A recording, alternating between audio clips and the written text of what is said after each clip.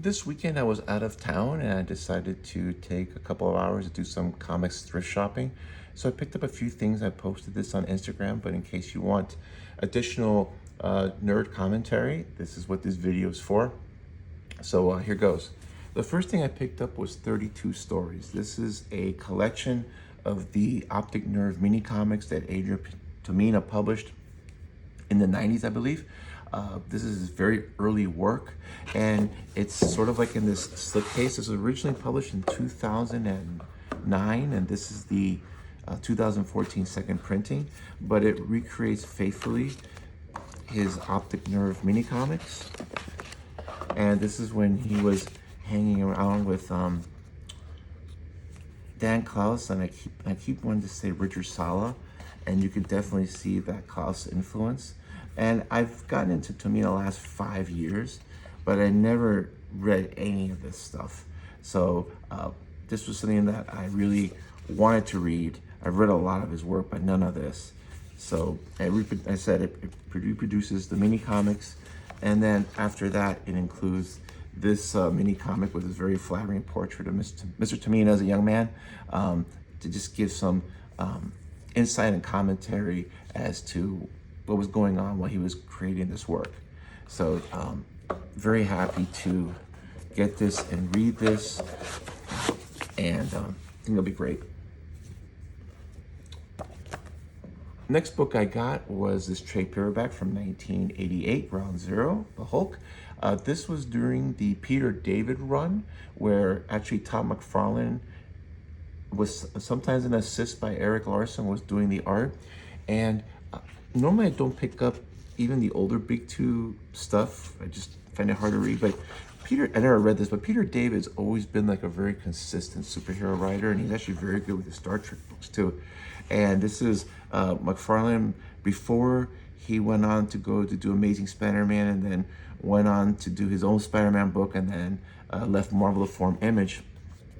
So this is where he started getting noticed. And as I said, Eric Larson's also doing work on this book as well. I'm not one of these people that loves Todd McFarlane. Most of the Spawn comics are really terrible. They look great, but the stories are terrible. But I was thinking that maybe with having an experienced, good writer, that the comics would be a lot more palatable and the art would make a lot more sense. So I picked this up, and hope I like it. Okay, next I picked this up. This is Peculia, or maybe Peculia, by Richard Sala. This was published in 2002, and it's a collection.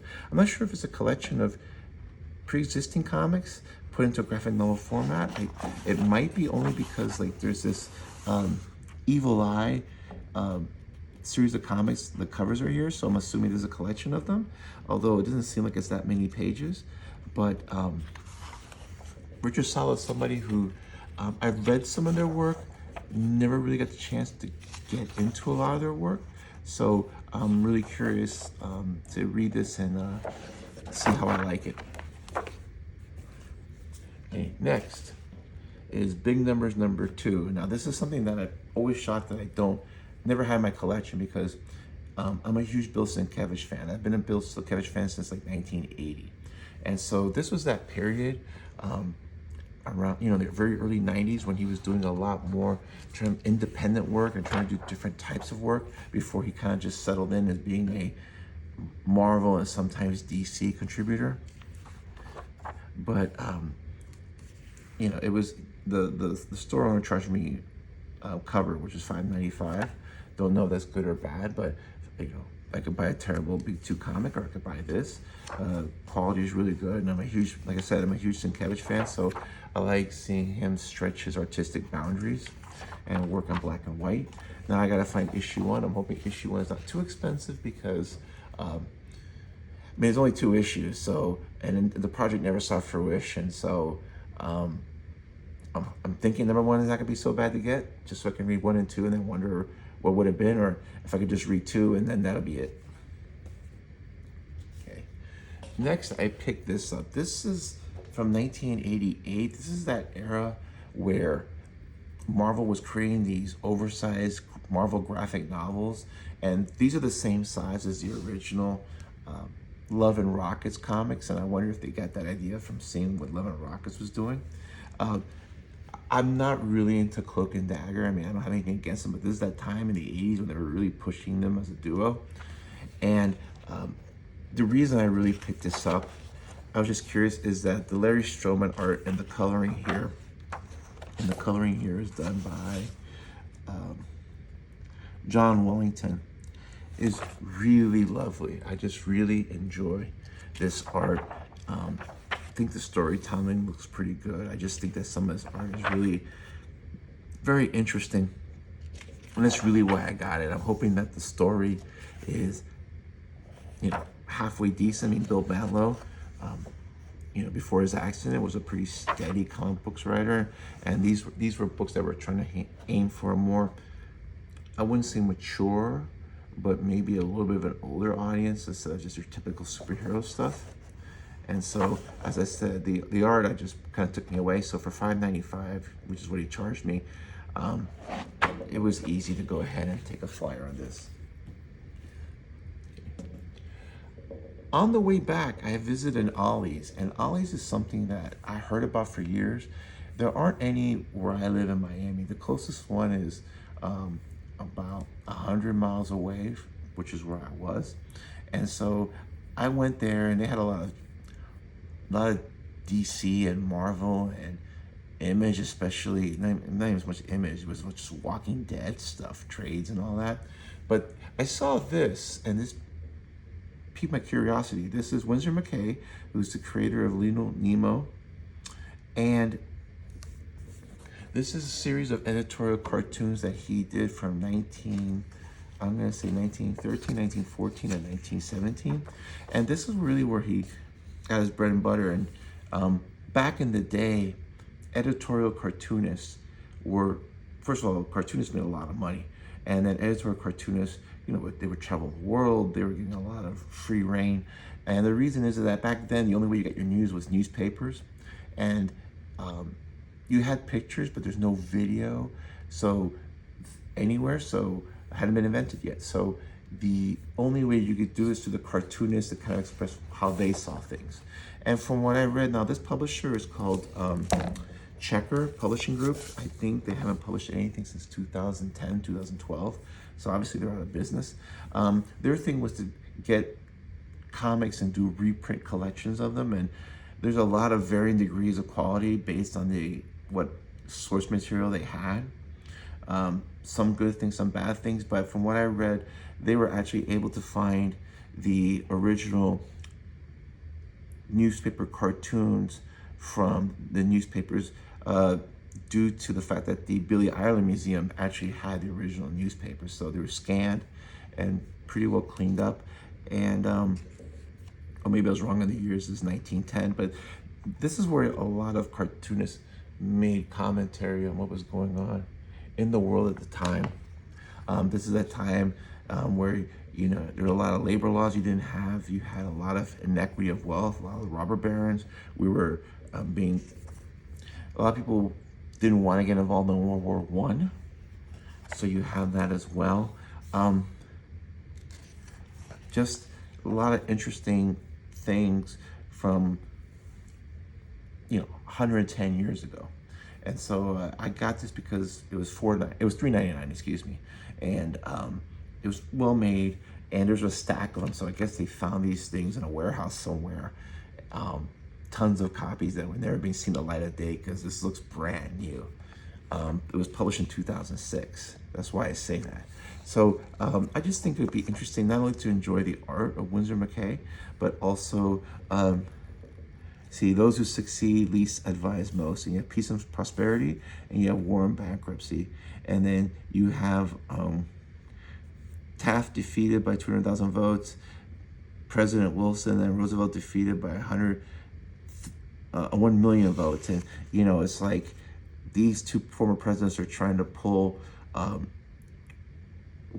Franklin Delano Roosevelt, to President Wilson, into either peace, prosperity, or war and bankruptcy. And they have those big top hats and the suits.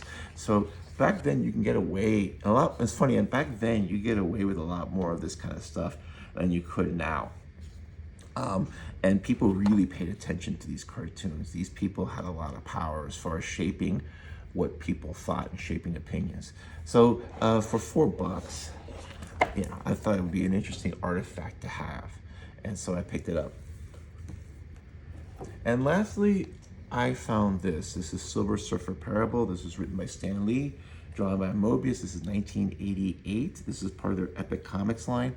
I did a video about this a few months ago where I read the story because I heard so much about it. I know that the hardcovers are very sought after, although the floppies are very inexpensive. And I thought the art was great, and I thought that the story was absolutely terrible. Dumb premise, silly story. I have heard that the conspiracy theory is that Stan Lee was creating these books as movie pitches, which is why this is the first time the Silver Surfer ever comes to Earth, and why there's no Fantastic Four or any other superheroes. And as I said, I read this in Marvel One's Epic Collections that I got from the library. And when I saw this, I was like, yeah, let me look through it. But once I saw this Mobius art, I realized, okay, I know the story's trash, but man, look at this Mobius art, and I'm a sucker for Mobius. So I decided just to buy it, and he said, oh, it's used $10. So I bought it for $10.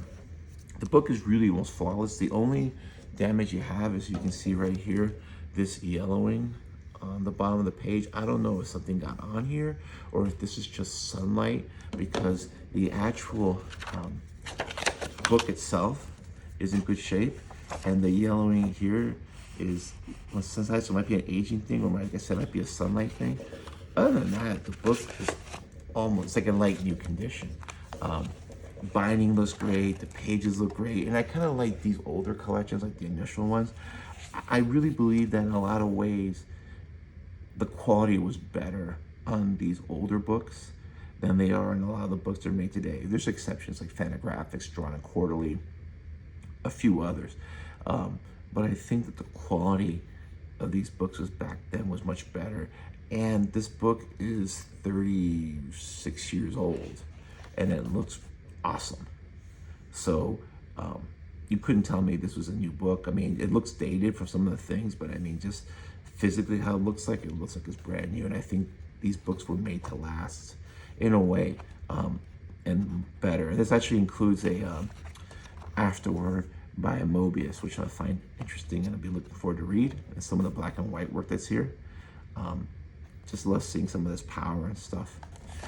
So, like I said, for $10, I could not say no. I didn't think it was going to be that much. And these books, just so you know, I think they've done 2 or 3 printings of this in hardcover. This is the first one. I believe they redid one like the 30th anniversary, and that thing sold out immediately. And that one I think is more expensive than this. And I see this book on eBay go from anywhere from $30 to like $60.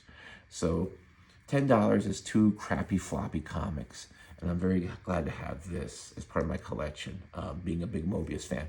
So that's really it. These are the books that I got. Total price including tax was $76, which is a lot of money, but for I think what I got, I think it was a pretty good deal. Very happy with the books in the selection. So I hope you found this interesting. If you have any comments or any experience with these books, let me know. I really love that part about it, when people actually tell me, hey, oh yeah, I have this story, or did you know this? And there's some backstory to it that I didn't know, or, oh, you know, in a subsequent printing, they did this. I always find that really the fun part of doing these videos, getting the feedback. So, like I said, I hope you enjoyed this deep dive, and thanks. Bye.